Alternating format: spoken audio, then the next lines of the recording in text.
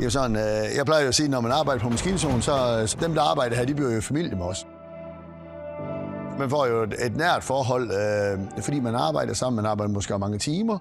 Her der kender man måske også sine medarbejdere, eller får dem lært at kende lidt på bløde værdier og hvad de har brug for. Og nogle gange så skal man måske snakke lige lidt om noget andet. Mit navn det er Torben.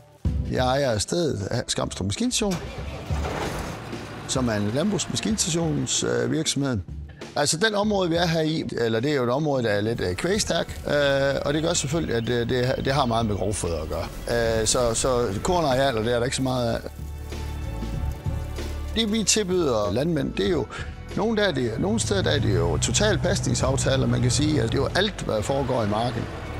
Og det er jo store landbrug, vi kører på. Det er op til, ja, den største kunde, vi kører på, har en 3.000 køer. Så det er lige fra småt til stort.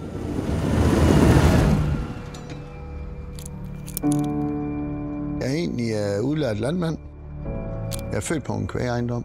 Min far døde, da jeg ikke var ret gammel, og min mor drev ejendommen videre, og det gjorde måske også sådan lidt, at jeg blev hurtigt voksen, eller hvad det hedder. Jeg startede egentlig der i 96, der overtager jeg ejendommen efter min mor.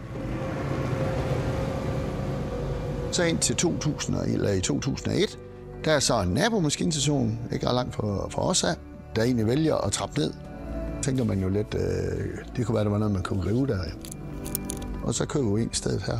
Skamstrup Maskinstation er jo drevet lidt som et familiemaskinstation. Så det vil sige, mig og min kone, vi ejer jo stedet her. Og så har vi jo 3 børn. Der er Regina på 24.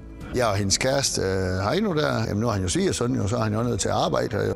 Og så er der Erling, som er den midterste af vores børn der. Han er en par 20 og er ansat. Det igennem. Har lige smuren og det hele, så det er sådan egentlig bare... Det er lige så rart at have de ansatte i familie, og så har vi jo selv en stor fodboldhold, eller hvad det hedder jo. Og så er der Daniel, den yngste, vi har på 19, arbejder på en planteavlsbrug. Men når så han er fri eller noget, så er han også en stor del af det her.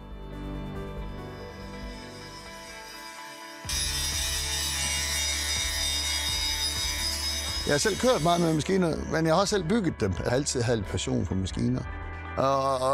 Og så bliver man sgu lidt, så bliver man lidt nørdet. Jeg går stadigvæk selv, jeg går lidt op i det, og nogle gange, når jeg sidder ved siden af, ikke fordi jeg har forstand på at køre det i dag, men jeg kan godt sådan, inderst inde, så kan jeg godt se, om det duer eller ikke duer. Det har jeg godt et eller andet fornemmelse af. Det betyder meget her på stedet. Vi kan se os selv i produktet, at vi synes, at det er et godt produkt. Og så betyder det meget, at både importørledet og os forhandler, at det er nogen, vi føler os godt tilpas med. Altså, det, der betyder meget af det er jo, at det arbejde, vi går ud og gør. Hvis maskinerne og det hele det spiller max, ikke?